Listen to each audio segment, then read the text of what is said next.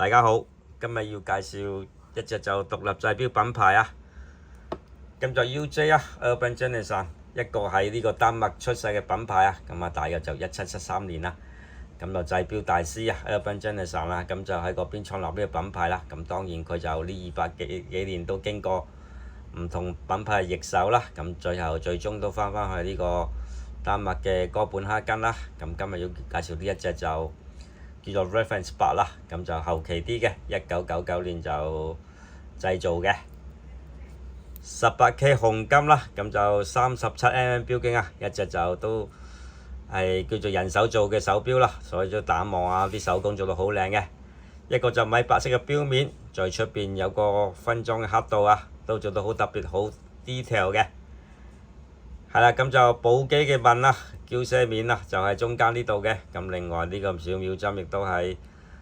做到好靚啊。係啦，咁啊日曆㗎，日曆窗開咗6點位嘅，你見過日曆窗開到好立體，好似有個咩階梯式啊。另外就好似梯形咁樣，做到好靚嘅。成隻錶就其實我覺得就功夫啊，絕對係應該就仲靚過寶璣啦。羅馬數目字啊，咁個 Urban Geneson 個品牌名喺12點做咗好似拱形嘅，好似冷嘅咁樣嘅。當然啦，最特別之處就係呢度啊，呢度寫個字啊 Copenhagen 啊，咁就哥本哈根啦，因為佢其實就係喺呢個丹麥嘅哥本哈根出世啊，所以就有個字，不過好多錶後期都完全冇呢個字㗎啦，所以呢隻錶就非常之值得收藏嘅手錶啦。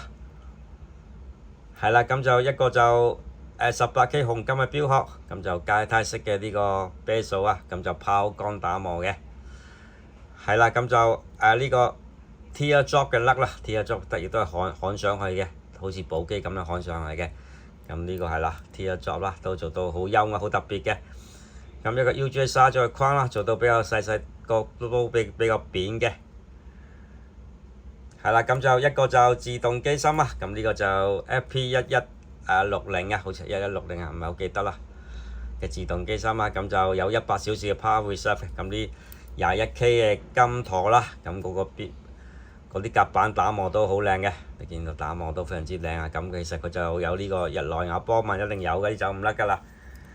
成隻嗰個機芯打磨都好靚，咁 UJ size 咗當然都係啦，見到21K 啦，係咪？嗰個金陀亦都有啲紋啦。好靚，咁呢啲就冇任何字嘅，咁啊 serial number 就刻咗喺個機芯嗰度嘅。係啦，配上一條就呢個愛爾皮帶啊，咁啊原裝嘅 UJ 個扣啊，呢個扣好似舊款 AP 嗰啲咁樣啦，咁呢個品牌咪刻咗喺後面嘅，咁當然都係嘥咗啦。咁呢個 tag 仲喺度，呢隻錶就其實未試用新品嘅，咁啊一隻就收藏級嘅手錶啦，咁就呢啲錶其實市面上都非常之少啊，因為出得都好少嘅。咁因為後期Urban Geneson 嘅品牌就翻喺個哥本哈根嘛，當然呢係早1-2年啦就俾人收購咗啦，俾 KV 啊 Carry Autoland 收購咗啊，咁嚟緊講緊係9日後啊，下個月啦，佢就會再 announce 佢啲新款啦，咁應該新款就價錢應該都會更加貴啦，因為俾KV 收購咗啊，咁當然就會有啲作為啦，因為佢其實佢啲錶都好有特色嘅。都做到好優雅啦，咁就上俾大家睇先。37mm 都恰到好處啊，咁呢個錶就1999年出嘅啦，咁啊重複一次啦，相就好靚啊，一隻做收藏級嘅手錶啦。藍鋼嘅針配翻呢個就米白色嘅邊亦都好靚，佢個時針專登整個好大嘅呢個圓形啊，咁就更加就襯到個錶面啦，更加出位啊，咁呢度亦都有啲唔同嘅紋理啦，呢個小秒針呢度圓圈同埋中間呢度圓圈有唔同嘅紋理啊，亦都係呢啲就手工做出嚟嘅，所以就做到好靚啦。係啦，咁呢個錶就未使用新品，有盒有證嘅，呢個盒都好靚啦。咁呢張證書啦，大家見到啦 ，Reference 8啦，係啦 ，Reference 8 ROG 嘅，係啦31石，係啦2022年啦，因為呢隻就 New Old Stock 啊，咁亦都一個收藏家就好幸運地買咗翻嚟啦，所以就而家就介紹俾大家睇一睇啦。咁呢隻錶其實而家應該就20幾30萬嘅，見到係英國嘅 ACM 就賣緊29,000磅啊，咁亦都係好快咁賣出咗啊。同埋而家就佢新標都就嚟公佈啊，所以應該就絕對有升值嘅能力啊。咁個盒都做到好靚嘅，你見呢個盒好靚啦，咁呢個木盒嚟嘅，木盒就當然亦都好靚啊，嗱咁靚嘅，